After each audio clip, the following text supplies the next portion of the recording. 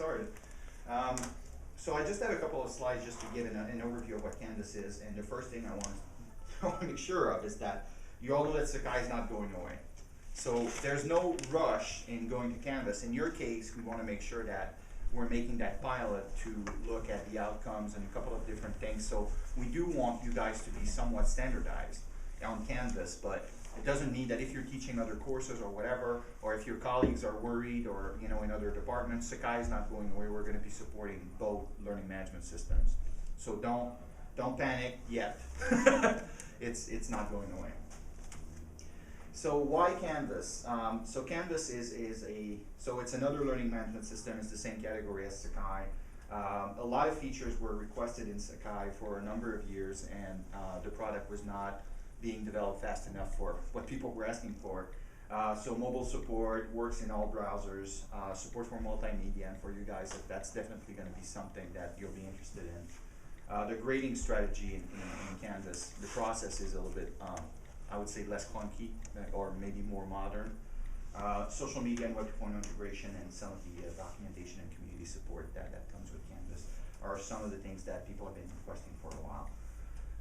So what Canvas is a lightweight framework. So it's trying to basically integrate best of breed tools from other places. Instead of trying to build everything in the platform, it's more of it uses Google Docs, or it uses CrocoDocs for grading, and Big Blue Button for the conferencing and some of that stuff. So it's trying to basically connect to other services that are doing something specific very well, instead of trying to reinvent the wheel and having to support it inside Canvas itself. So there are some core tools in Canvas, but it's also evolving a lot because it does use a lot of the other services that are available somewhere else. How does that work for security's sake, though? Well, security as in the gradebook and the assignments and all that stuff are inside Canvas. So these things, whatever is the FERPA stuff is usually inside Canvas. But everything else, it's kind of, like in Google Docs, if you create a Google Docs, then you can decide if you want to make it public or if you want to just share it with other people. So it's kind of the same kind of permissions you would have for using collaborative tools on the web. It really depends on the tool, but most of the time it's really, they wouldn't get away with it if they were a learning management system and they didn't care about that stuff. So we can go directly to the live demo and see what it looks like. So let's not lose any more time.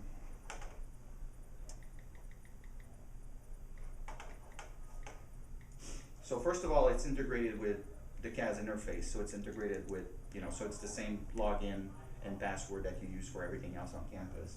So I'm just gonna log in real quick. Do you want to switch and just do the demo with your class? Because you could talk about what you've done in the Spanish class. Yeah. Did you want to do an overview, or did you want to do? I can do the quick overview and then we can switch. Yeah, let me just bring that up to the other screen.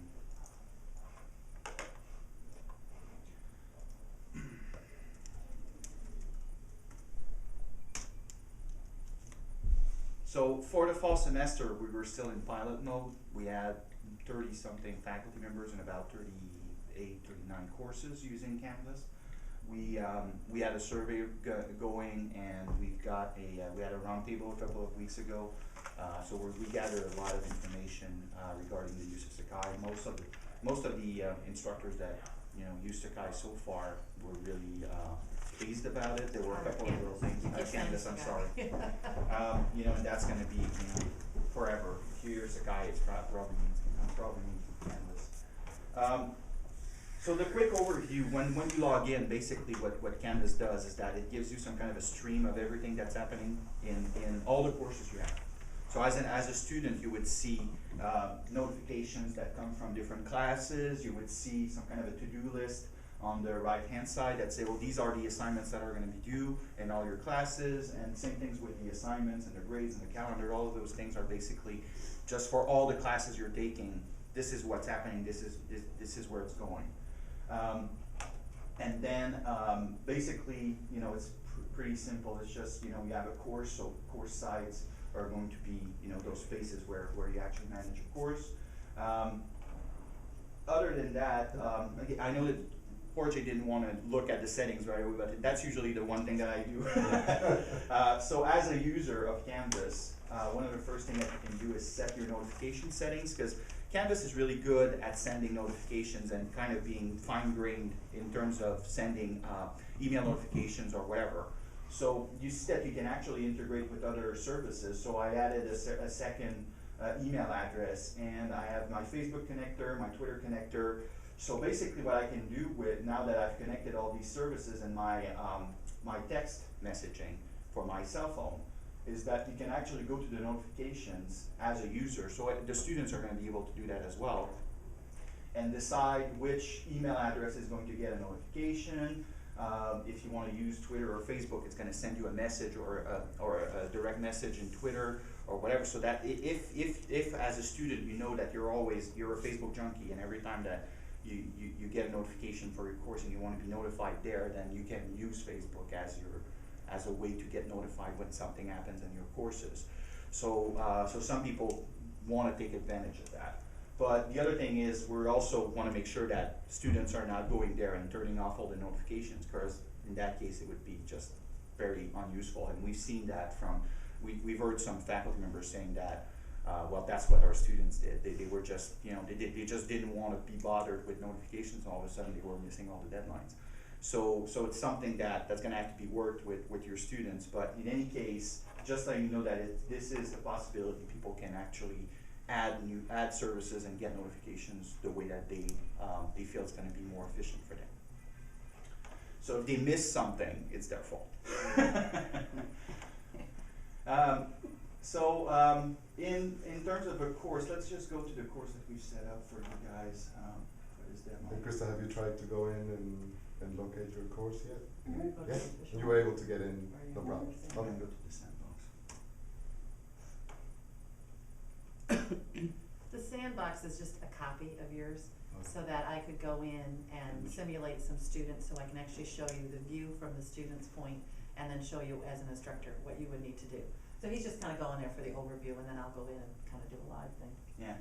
So basically, when you're in a course in Canvas, the whole idea is that there's a bunch of tools, so that the setup, when you look at it, is pretty similar to what you have in Canvas. It's like in Sakai, you have those tools on the left-hand side.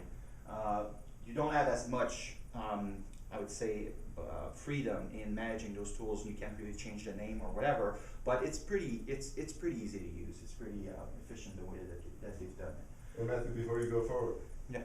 you notice that there are some items that are dark and some that are Grayed out. grayed out. Mm.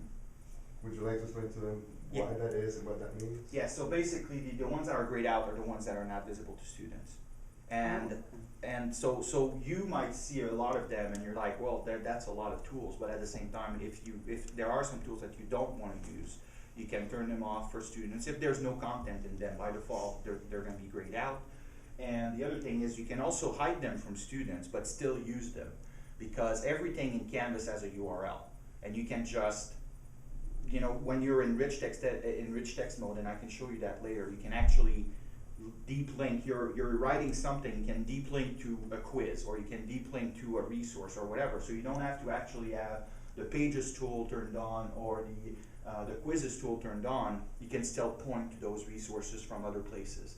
So you can actually simplify your menu bar and you still have access to everything else. So it's really designed in that sense, so you can streamline the experience for the students. Okay, and the ones that are dark is because I went ahead and selected them for you. So it is the most basic items that where you have content. Later on, if you want to expand and add materials, you have from January the 1st until the 15th, the 18th, to look at these materials and see if you want other features or if you want to put other items, then you can make them active. But in principle, what will be dark is what has been selected for you, the essentials. Okay? So basically, if you look at it so the homepage can be changed in this sense. I don't know if that's the layout that you want for That's the the layout. homepage, but Yeah. so right by default it's kind of more of a stream. So it's a stream of activity from that site that's kind of similar to what you have on the home screen, where you see the aggregate of all the courses, but just for that course, so it's filtered down for only that course. But in this case, it's just a list of what are the modules that students have to go through in order to, these are the assignments basically students are gonna have to deliver throughout the semester. So that's pretty much it. Do you wanna just start with the demo? So let's just switch the feed real quick. So basically, as the student goes in, they will see right in the center what they have to do in the due date. In the most, it's gonna be a running list of everything, or it's just the Everything. most, oh, okay. And- Let's see if we can I'm share. gonna actually log in as a student right There now. you go. There it is. Good. I got that, let's try this. You want a mouse? That's already on fine. So I'm actually logging in as one And person. that's one of many different looks. You could have other features going on in the center of the screen, but I figure probably what your students will care about the most is what's due. Yeah. Right, And it will be listed there in order of the due Due date. the due dates. Okay. And anything that has already been completed will Move go out of off the of list it. and move under Okay. somewhere else. And Okay. is there no way to keep them, because I heard, Matthew, what you were saying about they can just turn off all of the notifications, there's no way to block that and have at least one, UD email or something like that? Well, the UD email is the one by default, that it's the one email address that's. If they don't choose something else, Yeah, that's where it's exactly. going, right? Yeah. But there's no way to, not that, because, yeah, it's their responsibility. Well, but- at that point, you know what, we haven't done this for our pilots. For our pilots, we just said, we just let them loose and then, See what explore on happens, yourself, right, by okay. yourself and make the mistakes so that we can learn from you guys. So that's one of the things that they came up with. They said, well, Okay. if you just show them the notifications and you don't give any guidance, then you're gonna get in trouble.